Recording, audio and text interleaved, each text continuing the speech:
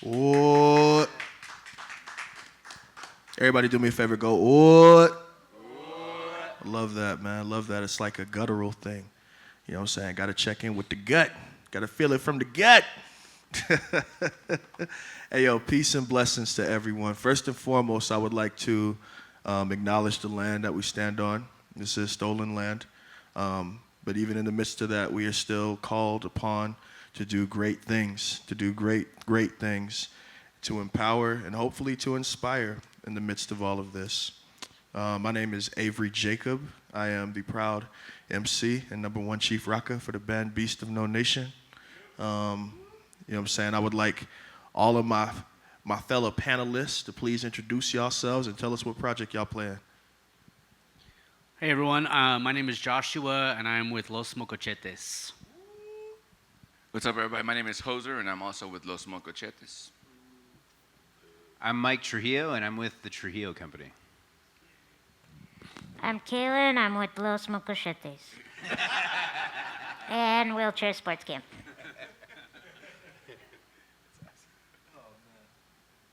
Yeah, I'm real proud to be able to lead this panel. You all are all musicians that I have had the true pleasure of playing your music in my classrooms and seeing how people respond to the art that you guys do, because it's all very impactful and it's all very empowering and it's all very insightful too. You offer a lot of insights into your walks of life and inspire people to tell their stories. We are grateful because we are what are called impact artists, so artists that are making an impact in our community with the work that we do. So the first question I'd like to ask you is, can you share a bit about your personal journey as artists and what inspired you to integrate social impact into your music? Yeah, when I grew up in high school, I got in a Rage Against the Machine, and that was my first introduction into using music as a medium to communicate the struggle of people who don't necessarily have the ability to speak for themselves. And it's only 20, 25 years ago, but it was such a different world. We didn't really have the internet, we didn't have smartphones, so finding information about what was going on in the world, you mostly had your mainstream media outlets, but thankfully, because of artists like Rage and different publications and alternate publications like Adbusters, I was really learning about sweatshops, learning about people all over the world that were suffering because we wanted to live like a rich and luxurious lifestyle, whether you're living downstream from a Coca-Cola plant or a DuPont plant, and how people were being poisoned in their own neighborhoods. And that was really the first introduction into trying to create art to help people that don't have a way to effectively communicate, and just thinking outside of my own comfort zone and what could be possible in a world where we all have access to clean and safe drinking water and clean and safe air and food and all of those things that give us a quality of life. I think we can use these mics, right? Right on. Can y'all hear me out there with this mic? I'll just take it off right now. All right. That's a great question, by the way, too. I feel like it's like only when you're in situations like this do you ever stop and think about it, right? Because most of the time you're just in it and you never really ask yourself these questions. So thank you, Joshua, for going first, because you gave me some time to think about my answer too. I think I was trying to think back, and I remember the earliest song that I remember impacted me and moving me and making me want to do something was this song called Casas de Cartón, and I feel terrible because I don't know the original writer of the song, but I know I heard it through Marco Antonio Solis at some point. My father showed me the song and he told me the story of the song. It basically describes, it's through the perspective of a child who lives in a cardboard home, and it's how sad do the raindrops sound when they hit my cardboard ceiling. It's just it gave me the chills just listening to it. I was 6, by the way, too, So I feel I was able to like really think about how music can make people feel, right? And when you start thinking that, then you start thinking, later on I started thinking, well, if I can make people feel, then you can use this to heal, to influence, to potentially, persuade, or try to get folks to hear your message as well. And then Rage Against the Machine and all kinds of other MCs as well always kind of helped spark that in my early journey as well. But also theater and musical theater was a huge thing, influence in my life. I was exposed to Teatro Campesino, which is, a Chicano theater company from California, Bautista, San Jose de Bautista, I believe is the city they're at. And they always produced work that was revolutionary, that was not only questioning the issues that were going on in their community, but in the farm workers world as well, nationally, internationally. And then they were also proposing solutions in their scripts, right, which was something that was kind of radical at the time, right, where they actually engaged their audience, brought their audience onto the stage, and then asked them to be a part of the solution, not just watching and experiencing a play, but kind of proposing different solutions to actually impact some of these issues that they were discussing, which I thought was kind of brilliant, right? So I think that's kind of really what allowed me to see that we really could make a difference and impact folks. I was seeing it directly live in action in theatrical productions. Thank you for that. Yeah. I really tried to get it off there, and it didn't want to leave the stand. So I was a little more awkward than I would have liked, but I'm handling it. Jazz, baby. Yeah. Shoo-ba-dee-boo-ba-boo down. My dad was in the Vietnam War, and so every Saturday when he cleaned the house and made breakfast, it was always a music fest, and all the different music from the time that he was over there. And he would kind of explain every once in a while, like the different meanings to me, what certain songs were about and context. And I always thought about how you didn't have to be super intense with what you were saying, but you could get in there in the artistry of being kind of subtle with the way that you used your lyrics to effectively spread a message. Fortunate Son by Creedence Clearwater Revival, big one. That's a song where people can rally behind it and know it's like this anthemic rock and roll song, but at the same time, it's pretty heavy, like what he's saying in there. And, that kind of opens your mind as an artist of like, well, what can I tell story-wise? What can I evoke in these lyrics? What kind of emotions can I pull from people that they can relate to in a way that they probably weren't even expecting? And also one of those things too where you send the message, but at the same time, it relates to people in different ways. Like, it's never just like everybody comes up to you and says the same thing, like, oh, this song means this to me, or, it's like everybody has like a different story and how they can see it and where they relate to it and how they push on where their connection is to it. So I think that's the one thing that I really enjoy about it, is having a message to get out there and how people interpret it too. Yeah, I fell in love with rap music really young. It was 92. I was 5, and I convinced my parents to get me the TLC on the TLC Tip record.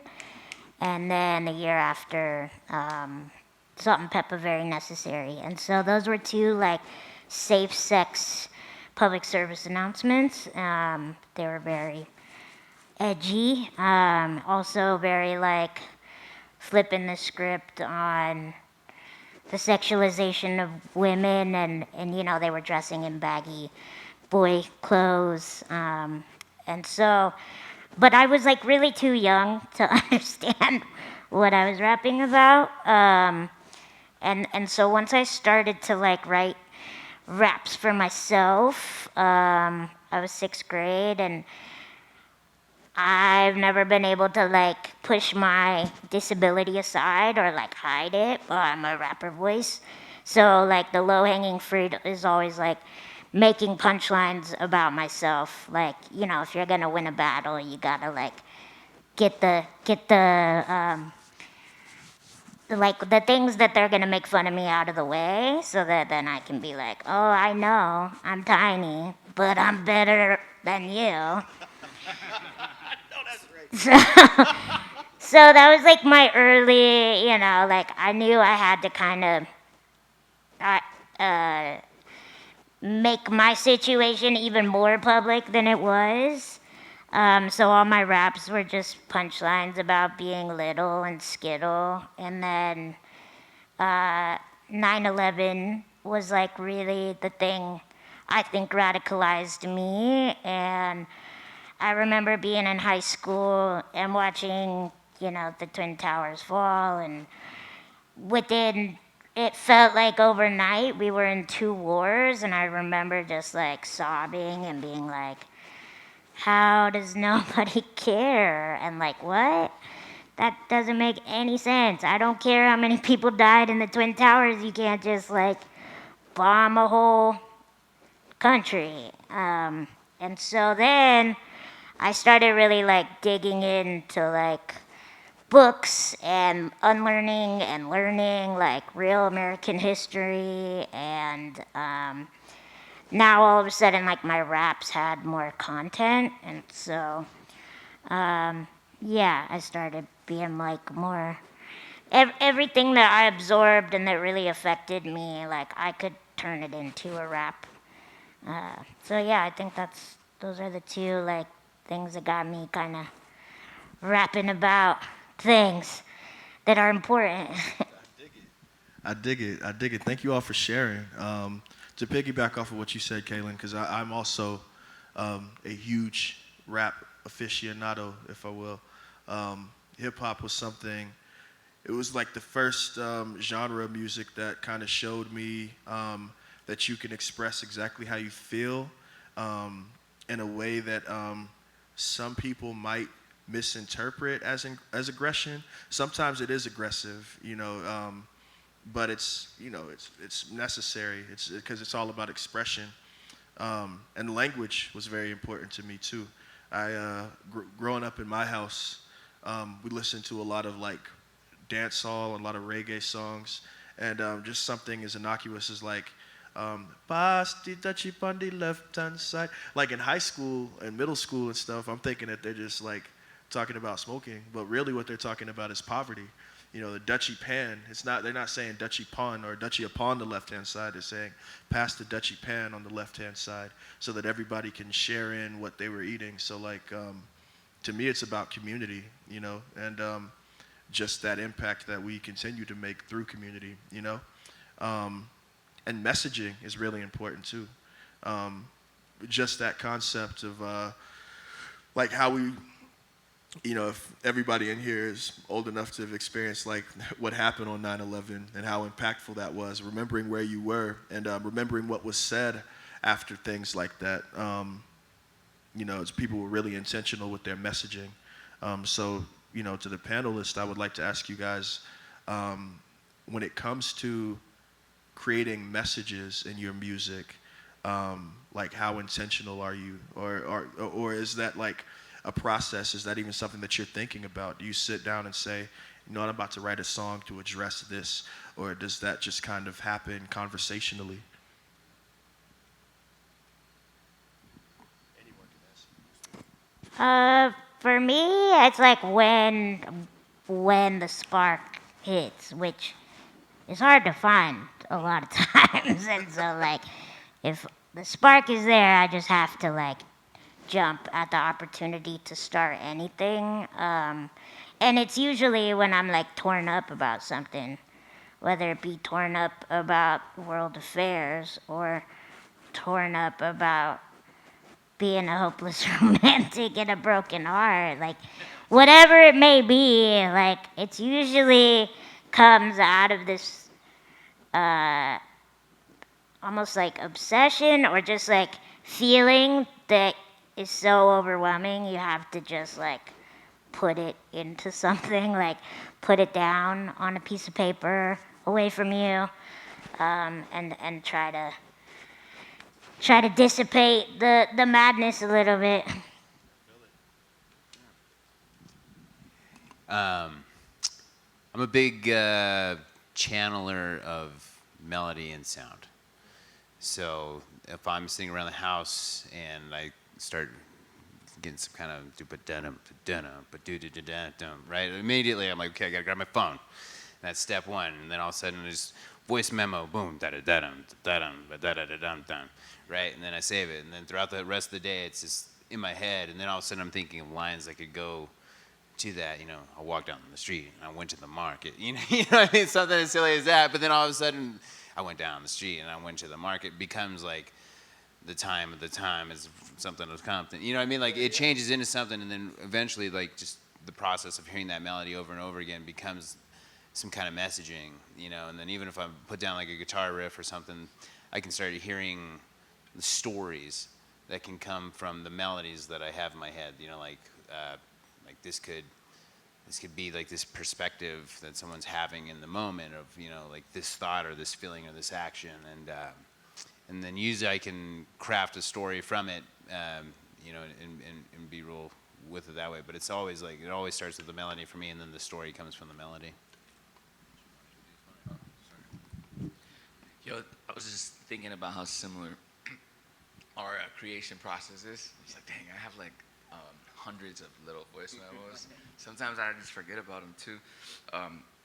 I think that I've actually gone through the process of trying to not write political songs, like try to write something different, because I struggle with that, and I've always struggled with that since I was young, right?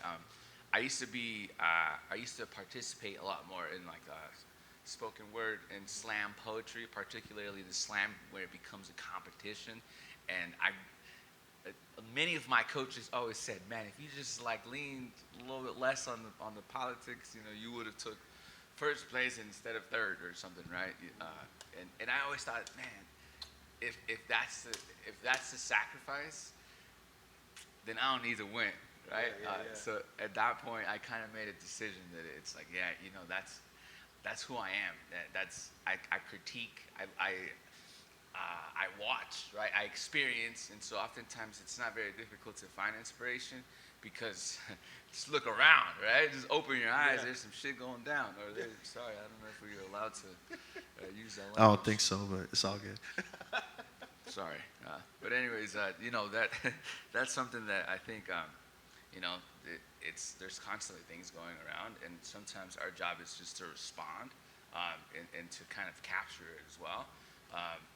I feel like at this point, I've said this so many times, I sound a little cheesy, but I do think it's important as musicians we play a role of being a historian, right, and capturing some of those things that are happening.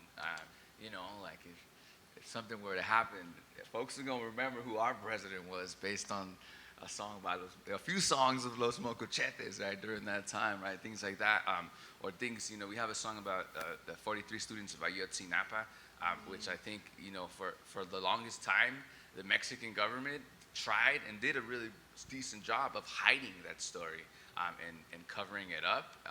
So I think, that in that case, we do a really important job of keeping that narrative alive, and also kind of making it accessible to other folks through music, right? Because sometimes, I'm not gonna lie, I ain't trying to read a book, like the entire day, right? Like sometimes, I know I used to love to read, but nowadays as an adult, it's kind of hard. You ain't got that much time. So I got all day to be reading no books. Yeah, man, I gotta go write a book or something. I don't know, but I think that music makes it a little bit more digestible too, right? You can take those messages a little bit easier and more enjoyable in a more enjoyable fashion when you listen through it in a song. I think that. Yeah, it's interesting. When I first started creating, I started writing poetry, and hip hop was like my first love before I even ever learned to play guitar or any like accompanying instrument. And early on, because like I said, I was heavily into rage, everything was like angry, everything was like, we need to change this world, even if it takes like burning some things down. It was very radical, and I mean, to this day, I still don't write love songs. You can ask my wife. She's like, you still haven't written me a song. I'm like, that's a good thing. Like, you're either dead. It either means you're probably dead or like something crazy happened. Like, and with Kalyn, like what Kalyn said, as far as when I'm feel moved to write, it's usually because I need to get something out of my body. And as empaths, like we see these images, you know, of Palestinian children being bombed, and like we can't go over there and do anything about it, but we feel it like fully with our whole bodies. We see our own children in those faces. And like I just wrote a new song, and you know, the process is different for each one, but this one just like came out so quick. I was on my back porch, and it's kind of like Mike's process where I hear a melody, and I'm like, what chords would go with this? I start to play it, and the words, like, they write themselves. Like, they tell me, I'll write something down, and it'll be like, no, that's not right. And whatever that voice is, I don't know. I'm just grateful when I can hear it, because it's not always there. But the process will go like that, and like, whether it's just a phrase or like this word here or there or whatever, it's like the Spirit's telling me that's right or that's not. And that's why I don't feel like I'm consciously choosing the message, even if it's informed by my feelings. But like when it comes out, 9 times out of 10, it has something to do with like the world is screwed up and we need to do something about it. And every once in a while, I'll write like a joke rap for fun and send it to my friends on voice memo. But yeah, that's kind of my process. I still do the joke raps too. It's important. We gotta find some levity in these times, because these are some really rough times. It's interesting because I think about the role of an artist in community, and how in indigenous spaces, you know, like there was the griot, the poets. You know, these were people that were responsible for like upholding traditions and, you know, telling the story of the people. You know, in a fashion that feels, you know, very beautifully, but also very painfully too, you know, because I mean, that's the part of the empathy isn't just like spreading the joy, it's also like feeling the pain, feeling the loss, and like holding space for that and creating something, you know, for people that don't have the voice to express it themselves. You know, I think about what it means to be an impact artist since Youth on Record began Impact Days, because what does it mean to make an impact? You know what I mean? I like to think of it as like, you know, it's intention. It's you know, it's communication. You know, it's empathetic. It's meant to make somebody feel something. You know, it's connection at a very high level. What does making an impact mean to you? I always love the phrase, leave the wood box fuller than you found it. And, you know, just like whether it's a huge issue or just something that affects you and your family, like we have an impact whether we intend to or not, right? When we step outside, we step on a piece of grass, we're going to indent the earth a little bit. And so just being conscious of how you move in the world and how those movements affect everything around you. Like think about, you know, when you're in a crowded grocery store and you're trying to get to your cereal box and someone's like boxing you out, right? Because like they're just not aware, they don't have the spatial recognition of, I can feel someone behind me. Where people who have been traumatized, they have 360 vision. Like they know if someone's trying to come up from behind them, and because they're like prepared to respond. So it's like being conscious of that impact that you have, whether it's through the artistry or just through your everyday life, that can make a big difference on how everyone else in the world feels. You know, we're not responsible for everyone's feelings, but like I have to remind myself just to like lighten up a lot of times, and like things aren't so serious or heavy, and that can affect the whole household or the whole, you know, whoever is you're paying for your cigarettes at 7-Eleven or whatever. Like you can make a difference in the world when you're buying cigarettes. You can actually.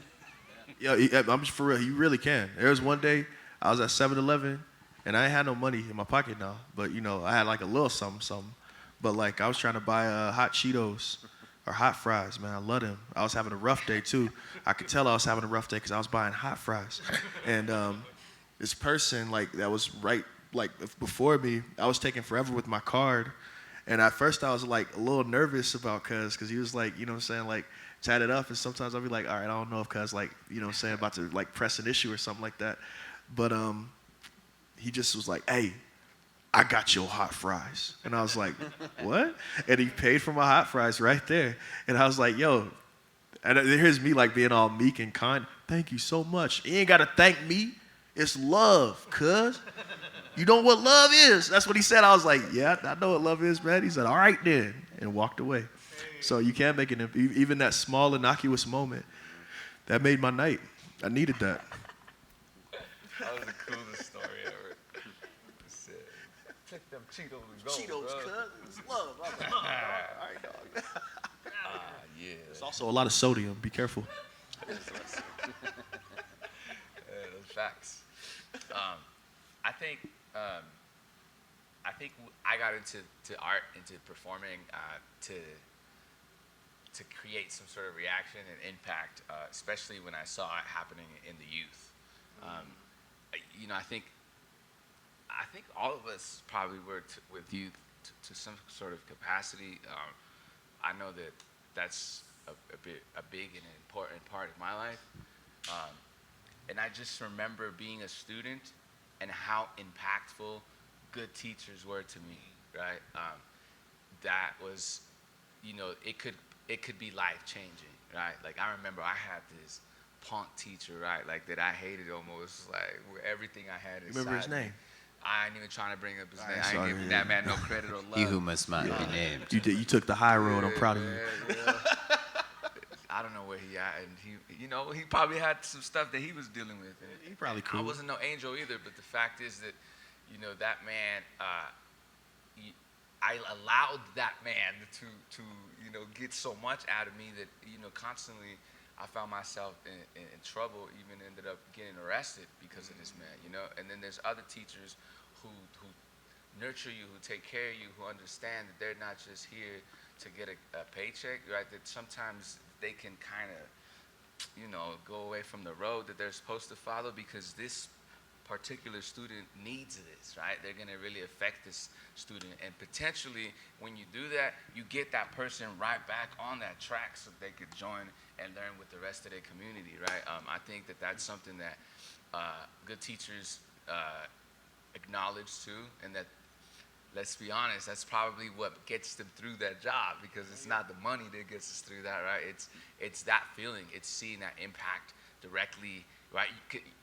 Oftentimes, impact can last years or can take years to be seen, right? Especially when you look at like politics, policy, right? It could take, you know, 4 years, or, you know, it could take a whole 8 terms, right? It's something like that.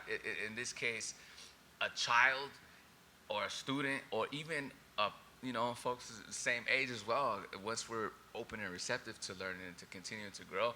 But when you see that impact happens immediately, right? You see it right in front of you, right? When Jesus is teaching the student over there how to record, right, and they finally get it, oh, right? You see that click. It's a spark. Boom, right? You see that impact happen, and even if it's not the most tremendous impact, like, you know, like magnitude-wise, how much is it going to change the world? All those moments add up, and they will change something at some point. So, I think that's where I like to think I want to make the most impact. Nice. That was awesome. Great answer. Impact. It leaves a mark, right, for a long time. And I think as musicians, we have this natural magic. Like it's an odd joke, but when I fly, usually if I have a guitar with me or something, people, you know, the Uber driver will always be like, "Hey, what are you in town for? You playing music or something?" And then I always go, "No, I'm a magician." And then like it's always the look of like, "What?" You know, like no, yeah, I make music, but in a sense, it is the same. You know, like we create something magical. Like every thing that you record is, a magic set in a time that people can listen to at the same time that sounds exactly the same. That's magic, right?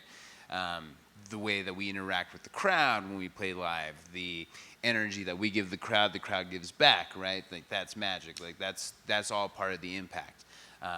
Even last night, we played at 404, and I had a gentleman come up at the end of the set and was just like, I saw you guys at Moe's Barbecue in 2018. Like that was huge because boom, there's an impact, right? Like we left a mark on this person, and here we are all these years later, and he's still like, hey man, I'm proud of this fact that I saw you back when, and I think as a musician, it gives you an extra added responsibility to leave a good impact, because we've all had musicians that either we've really looked up to, and the experience just wasn't what we thought it would be.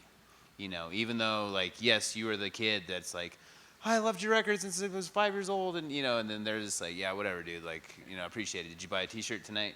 Like, we've all had the negative moments, and we've also had the positive moments where that artist or that hero of yours took the time to talk to you. We played with Dogstar last year twice, right? It's Keanu Reeves' band, and there is such legend and brevity around someone like that. It's almost like meeting a god. Like that's the way you put it. I mean, he's been around forever. Yeah. And in the legendary movies that you've always seen, right? Like your whole life is spent around this person, this impact they've had on you. And it could have gone one of two ways, right? Good or bad. He was the sweetest, nicest person ever. And on the second night, he honestly sat down with me, and anybody that smokes knows that a 3-cigarette conversation is a pretty long time. And he gave me a 3-cigarette conversation about life, love, music, my family, the art that we make together, just like these different things. Like those are the impacts. And I hope that we get to leave those kind of impacts on the students of the future, especially through the interactions of Youth on Record, the showing that, hey, we're from Denver, this is where we're at. You're from Denver, that you can do this too, and hopefully a little bit of that magic, we get out there with the impact on it. Sorry for being long-winded. That's important. 3 cigarettes. Say what you gotta say. The 3-cigarette guy.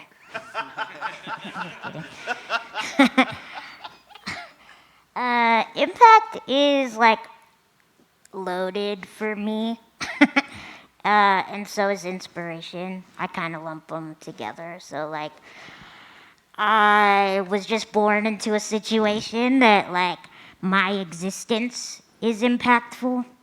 Like just me being alive or being like out in the world and not institutionalized is like such an inspiration.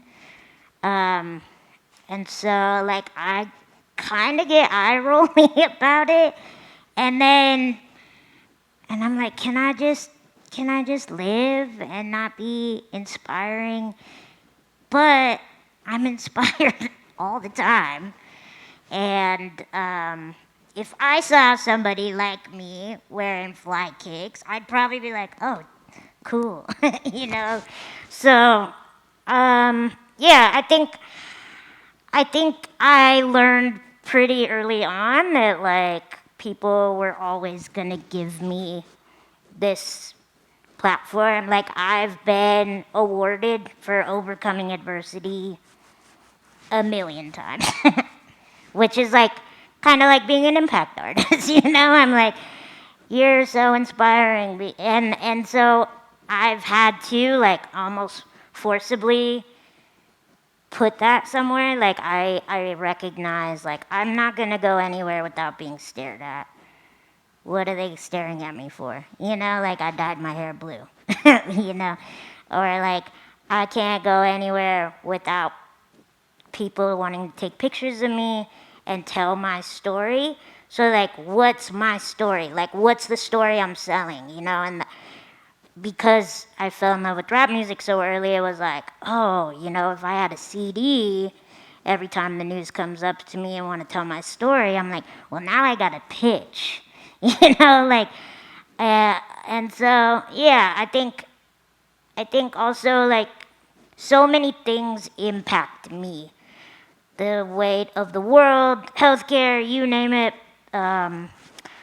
economics, all these things like very directly impact me, and I feel very deeply, and so it's like in return I have to, yeah, channel it somewhere, and I had to like take advantage of the impact that I think I was already just given. And I really resonate with like, yeah, being disabled too. It's like a short lifetime typically, and so I'm always like, the clock is ticking. I gotta leave my impact. I have to leave my legacy, and that's like also a hard situation. And I do also feel a lot of responsibility for like what I write and what I put out and how I leave the world ideally better than it was given to us. So yeah, it's still something I'm grappling with, but I really resonate with like it. I feel a pressure, and I feel like as artists, any art form, whether it's painting or anything, like the goal is to leave a legacy that will outlive this flesh body, which is short for everybody, but especially me. I can dig that. Thank you for sharing. Thank you for sharing. It's interesting, like thinking about what you said, very specifically about like circumstances that are outside of our control. We cannot control, you know what I'm saying, like how we were called to show up in this world.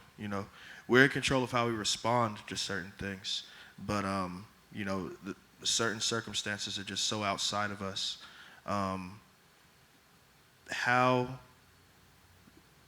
do we prevent the societal barriers from like bringing us down, and still like being willing to like show up and do impactful work? You make music that people dance to.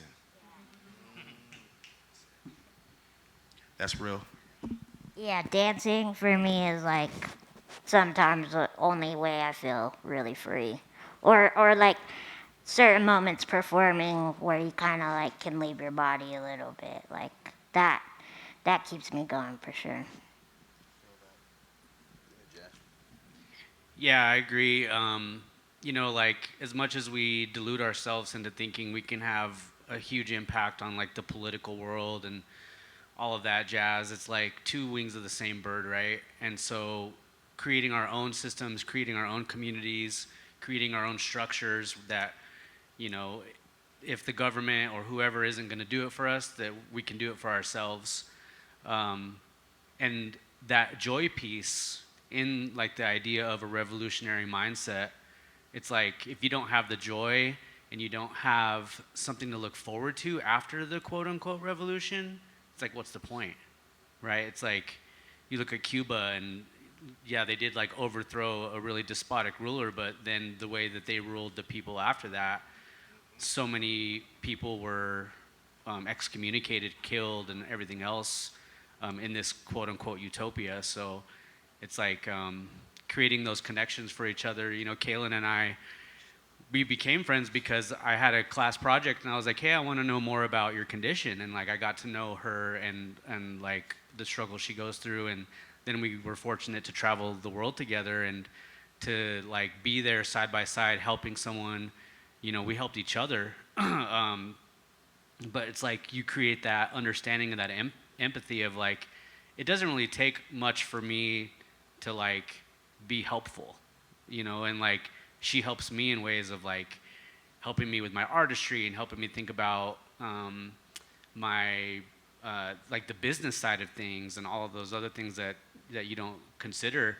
And it's like when you have that synergistic relationship, then both of you can grow in all kinds of ways and you can see new horizons that you didn't even know existed. So it's like building those structures that we can rely on each other and not have to like worry about whether they, throw out Roe v. Wade or whatever the hell they're up to this week. What was the question again? It's all good. We've Yeah. just been out talking. That was deep. How do you like overcome the societal barriers that are meant to like keep you down, bring you down? Like, what's your active resistance? Yeah. Always keeping faith in yourself. I think that's like the strongest thing. The world can try to bring you down. Every day there's something, anywhere you look, anywhere you go, there's gonna be something negative. I just wrote a song about energy vampires, right?